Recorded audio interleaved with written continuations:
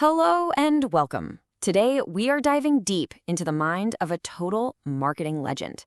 A guy who could sell millions of dollars worth of stuff to people who had never even seen the product, using nothing but his words. His name was Joseph Sugarman, and we're going to crack open his playbook.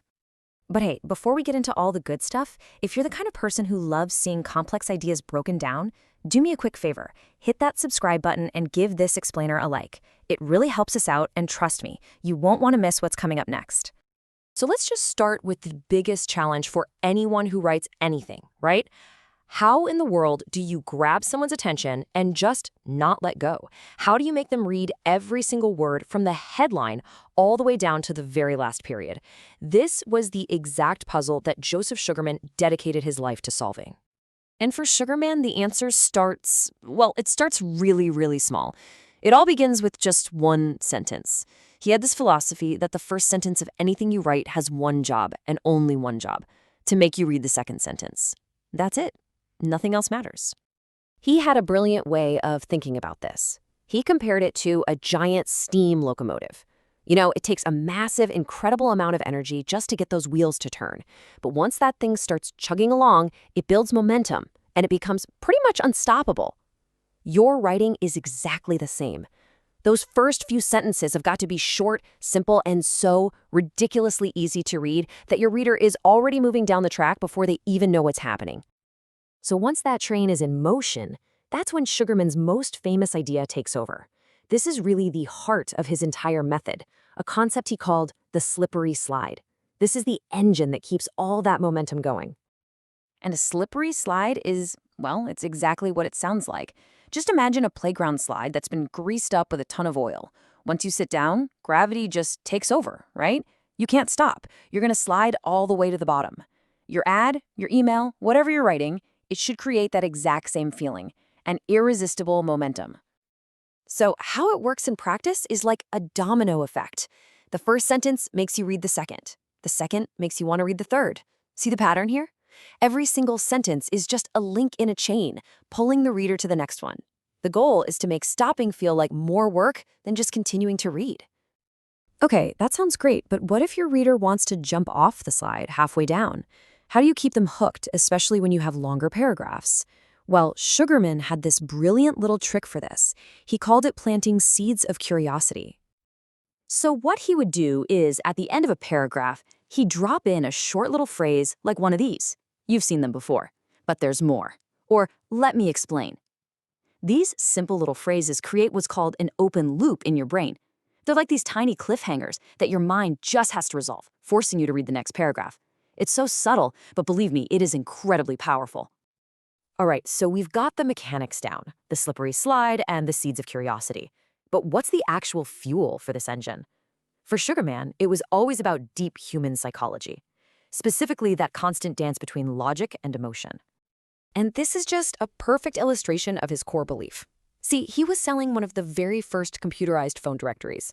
His competitors, they focused on logic, memory size, technical specs, boring stuff. But Sugarman, he went straight for emotion. He called it the pocket yellow pages and described the feeling of power you'd get from finding a number in seconds while everyone else was stuck waiting for a phone booth. He knew the secret. You sell with emotion, and then you justify the purchase with logic. Get them excited first, then give them the specs so they can feel smart about their decision. Another huge psychological trigger for Sugarman was all about breaking down our mental barriers. He used this incredible metaphor of a circus elephant.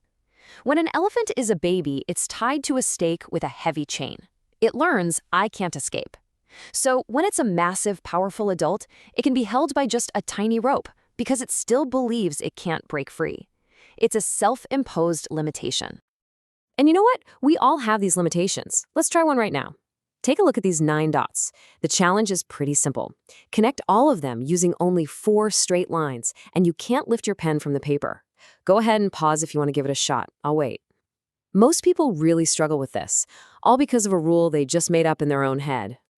The solution, as you probably guessed, means you have to draw your lines outside the invisible box that the dots seem to create. We just assume we have to stay within the lines, but the rules never said that. That's a classic self-imposed limitation, and Sugarman believed that to create a breakthrough ad, you first had to break your own invisible rules and your customers. So let's see how Sugarman put this all together. The slippery slide, curiosity, psychology, breaking all the rules, in what might be one of his most famous and just wild ads ever. I mean, just look at this headline.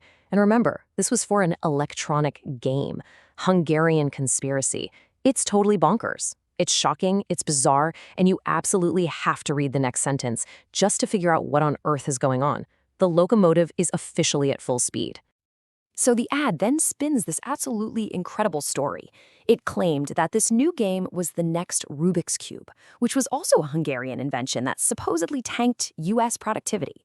The ad argued this new game was the next phase of an economic attack, a secret weapon designed to distract American workers and crash the whole economy.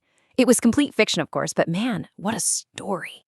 And the story was so wild and compelling that readers were on the world's most well-oiled, slippery slide. There was no way they could stop reading. And the punchline at the very end, after building this entire conspiracy theory, the call to action was basically, help us expose this communist plot by buying the game. Followed by this hilarious warning, anyone who buys this game is simply insane. The humor and just the sheer audacity of it all made it irresistible. And that right there brings us to the real heart of the lesson. Sugarman wasn't selling a piece of plastic with buttons. His competitors were, and they all failed. No, Sugarman was selling a story, a joke, a conspiracy theory. He sold a concept so unique and memorable that the product itself just became a cool piece of that story you had to own. So that leaves us with one final thought, turning Sugarman's whole philosophy back on ourselves. Whether it's in your marketing, your career, or just your everyday life, think about those 9 dots. What invisible box are you drawing all your lines inside of? What self-imposed rules are holding you back from your next big breakthrough? Thanks so much for joining me on this breakdown of Sugarman's secrets. If this sparked any ideas for you, a like is always super appreciated, and make sure you subscribe for more deep dives into the minds of marketing geniuses. I'll see you in the next one.